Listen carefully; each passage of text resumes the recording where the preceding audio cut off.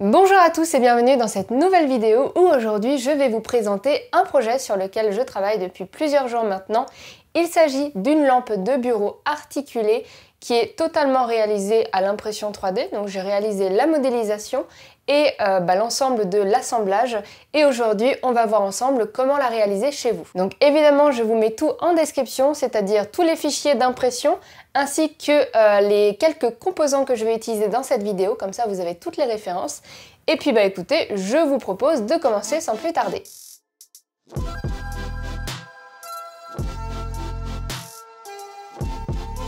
Comme d'habitude, lorsque je vous propose une vidéo de projet de A à Z, j'ai dû préparer pas mal de choses en amont avant cette vidéo, de manière à ce que ce soit plus facile à tourner. J'ai donc passé pas mal de temps sur la conception, juste l'imagination de cette lampe. J'ai eu quelques contraintes mécaniques, notamment liées à l'impression 3D, mais aussi, vous allez voir, il y a eu des petites choses auxquelles j'ai pensé pour que ce soit une lampe fonctionnelle. Et ensuite, une fois que la conception a été réalisée dans ma tête, sur papier, etc., je me suis lancée dans la modélisation sous Fusion 360 et la modélisation elle-même m'a environ pris 15 heures. Donc c'est pour moi un assez gros projet que je vous propose, ça m'a demandé pas mal de temps et j'espère que ça vous plaira et que vous le referez chez vous. Concernant les impressions de toutes les parties, je ne vous cache pas qu'il aura fallu quand même pas mal d'heures parce que les pièces sont assez costauds, assez robustes, certaines sont assez imposantes quand même pour avoir une lampe qui tient la route et du coup ça se ressent quand même pas mal dans le temps d'impression. Après quelques heures d'impression, voici ici toutes les pièces dont on va avoir besoin pour réaliser cette lampe de bureau. Voilà, on va pouvoir commencer l'assemblage et pour commencer, je vous propose de démarrer en prenant uniquement cette pièce-ci.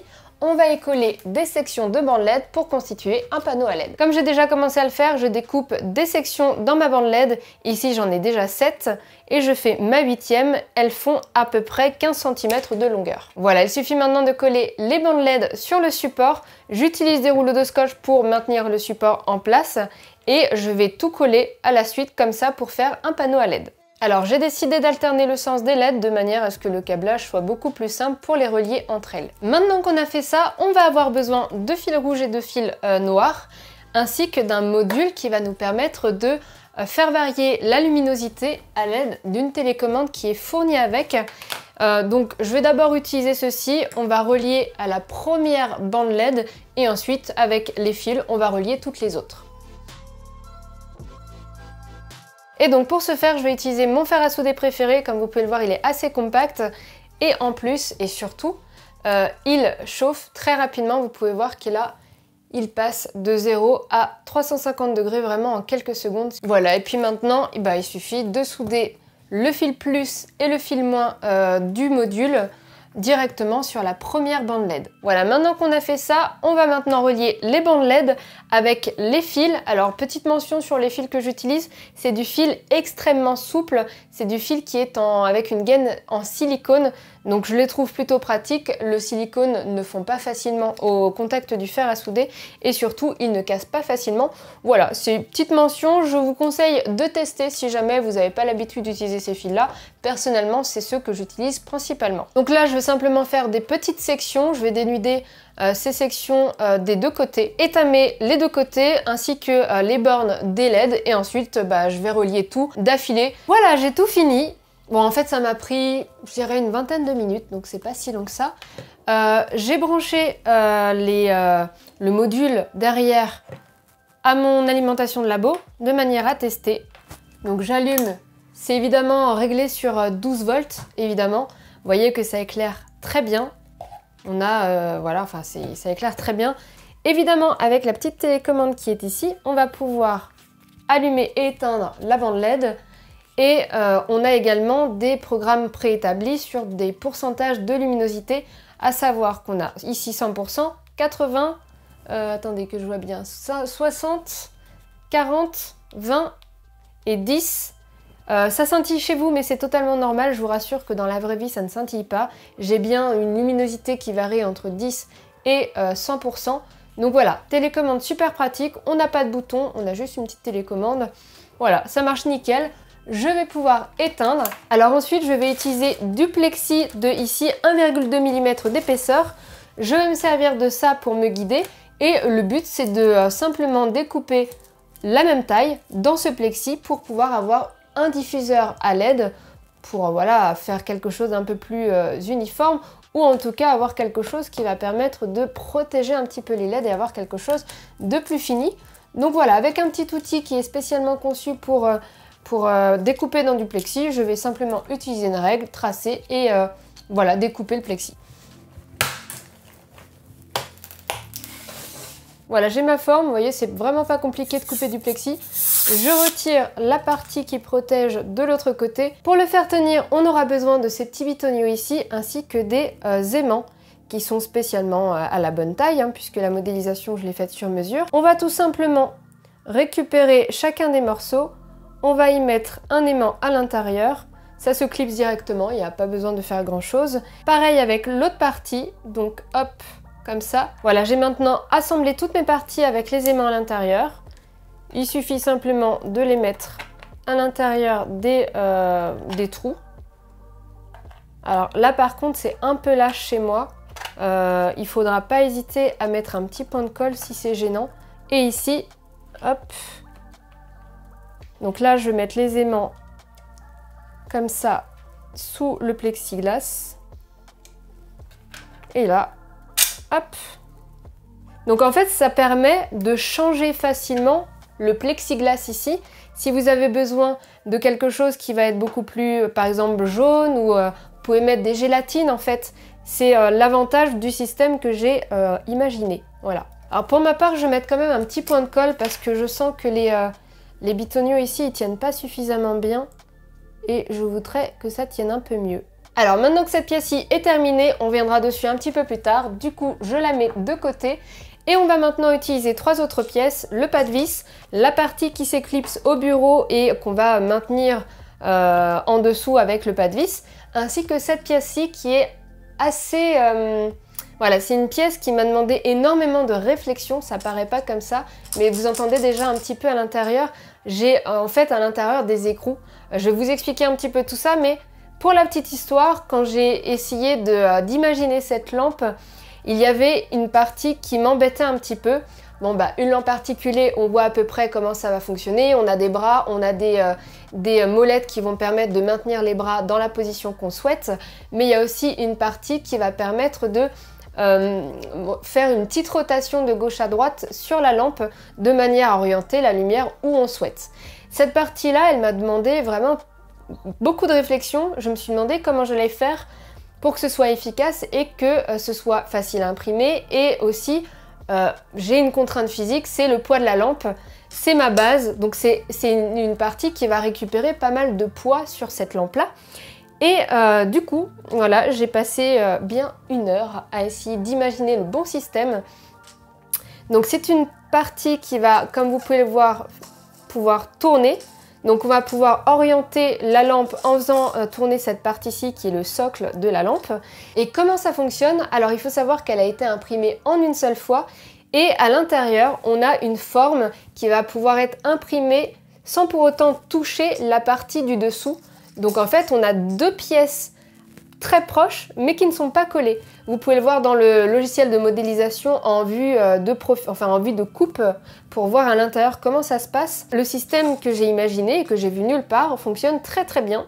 Voilà, je suis assez contente du résultat que ça donne. Et il y a aussi une autre contrainte que j'avais, c'est comment assembler ces deux parties entre elles de manière solide, puisque comme je vous le disais, on est sur la base de la lampe, c'est cette base-ci qui va récupérer tout le poids de la lampe, donc il faut que ce soit très solide. Et je me suis dit, bon, c'est un peu compliqué, je peux pas faire un truc avec de la colle, on sait jamais que ça tienne pas, etc. Donc à l'intérieur, j'ai prévu dans ma modélisation des emplacements pour des écrous et je les ai insérés lors de l'impression. Donc à un certain niveau, j'ai stoppé l'impression, j'ai inséré mes écrous à l'intérieur et l'impression a continué de manière à emprisonner les écrous à l'intérieur et que ce soit très solide. Donc voilà, c'est des petites choses, on a l'impression que c'est simple, mais il faut savoir qu'il y a quand même pas mal de réflexion derrière pour arriver à des choses qui fonctionnent mécaniquement, qui arrivent à être imprimable facilement parce qu'il y a quand même la contrainte de l'impression 3D. J'essaye de faire un minimum de support pour que ce soit facile à imprimer et qu'on ait le moins de pertes possible de filaments. Donc voilà, tout ça pour vous dire que on va pouvoir continuer. Je vais donc avoir besoin d'un tournevis et de 4 vis. Je vais positionner cette partie-ci au-dessus et je vais simplement les visser en dessous. Voilà, c'est fait et je peux vous dire que les deux parties ensemble, ça tient super bien. Alors, maintenant, on va pouvoir mettre ça en dessous. Le pas de vis fonctionne très bien. Voilà, je suis fière de mon pas de vis. Et maintenant, voilà, on va pouvoir le positionner au niveau du bureau. Alors, la vis ne doit pas être vissée à fond. Ça reste du plastique. Elle est là pour maintenir, mais pas... voilà, faut pas y aller très fort. Ça tient très bien. Mais évitez d'aller à fond parce que vous allez tout simplement faire une cassure de ce côté-là forcément. N'hésitez pas également à mettre un antidérapant de ce côté-là, ça permettra un meilleur maintien sur le bureau, mais surtout évitez de serrer à fond. Alors, je vais le mettre là parce que ce sera plus simple pour que vous puissiez voir un petit peu la suite de l'assemblage. Donc, je le positionne sur le bureau, je visse le truc, vous voyez, ça tient très bien. Je vais récupérer les sections ainsi que ces parties-là avec le truc qui se visse par-dessus. Je vais voir combien de sections il me faut, si j'en prends 4 ou 5 selon la hauteur finale de la lampe et selon l'utilisation que je vais en avoir. Alors petite précision aussi sur les sections, j'y ai mis ici des petits reliefs de manière à ce que lorsqu'on va bouger les sections des bras, on va pouvoir avoir quelque chose qui va se mettre à des degrés prédéfinis. Ça permet que la lampe ait un aspect général joli, mais aussi d'avoir quelque chose qui va mieux se maintenir, puisque quand on va serrer les vis sur les sections, ça va bien s'emboîter et ça évitera que petit à petit la lampe s'affaisse et qu'on n'ait plus la lampe qu'on avait demandé au départ. Alors pour l'assemblage des sections, c'est tout simple. Vous avez de ce côté-là de la section, là je pense que ça va peut-être faire la mise au point. Donc, vous voyez qu'ici on a un petit rebord, contrairement à l'autre côté où on n'a pas le rebord. Il faut simplement aligner ces rebords du même côté. Donc moi mon rebord il est de ce côté-là. Je vais pouvoir mettre cette section-là avec le rebord du même côté. Donc je le mets bien droit, je pousse dessus et là je sens qu'il y a un petit clip qui se fait. Ensuite je vais prendre ces trucs-là, je vais les mettre à l'intérieur. Je vais bien appuyer dessus pour que ça s'enfonce. Voilà, et là, ça épouse bien la forme, il n'y a rien qui dépasse. De l'autre côté, je mets la vis. Voilà, et là, on a un bon maintien.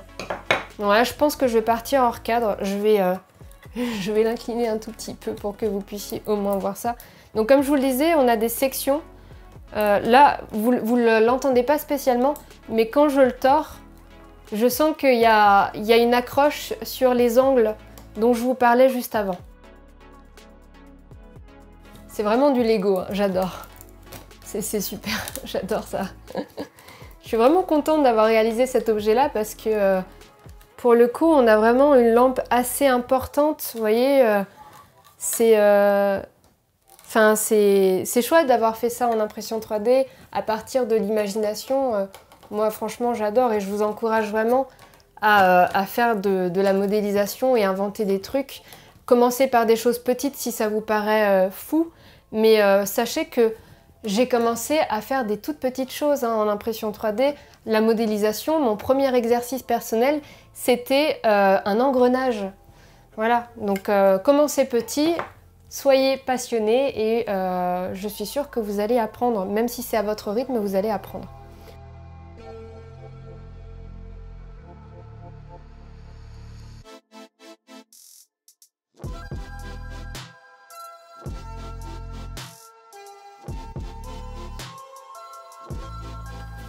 Voilà. C'est super. C'est super. Alors finalement, je ne vais pas me servir de la 5e section. Je trouve que 4, c'est largement suffisant. Je vais donc pouvoir relier directement ceci à la fin, de la même manière que tout le reste. Évidemment, on a 2 fils, on va les relier. Alors ici, j'ai récupéré un câble classique avec 2 fils à l'intérieur que je vais connecter dessus. Et de l'autre côté, je vais mettre un bornier jack de manière à pouvoir alimenter la lampe avec une alimentation secteur de 12 volts classique, sachant qu'il va falloir prévoir 2 à 3 ampères pour pouvoir alimenter cette lampe.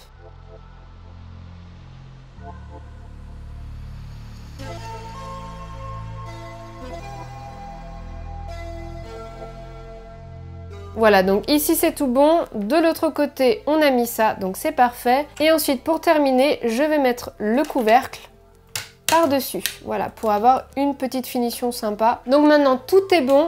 Je vais juste connecter, pour juste vérifier, à une prise 12 volts. Hein. Faites attention à ça, sinon vous allez cramer vos LED.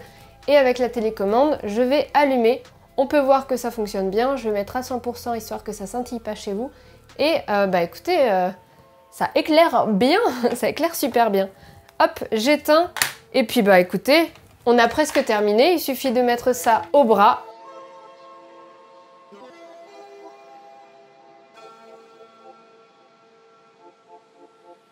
Je vais pouvoir le brancher, le mettre de l'autre côté du bureau histoire de m'en servir normalement. Bon, je vous ai reculé la caméra et puis j'ai positionné la lampe du bon côté pour que vous voyez un petit peu mieux ce que ça donne. Et comme vous pouvez le voir, bah, je sais pas si vous êtes de mon avis, mais le résultat est quand même assez cool.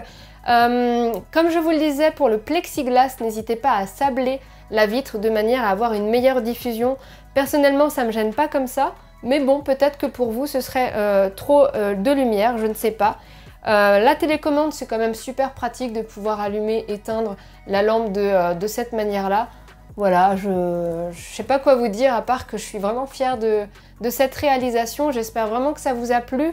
Si c'est le cas, n'hésitez surtout pas à me laisser un pouce en l'air, ça m'aide énormément pour le référencement et vu le temps que j'y ai passé, bah voilà, ça serait une belle récompense en tout cas que la vidéo soit bien référencée et partagée. N'hésitez pas également à me laisser un petit commentaire pour me dire ce que vous en avez pensé, pour me dire comment ça va de votre côté.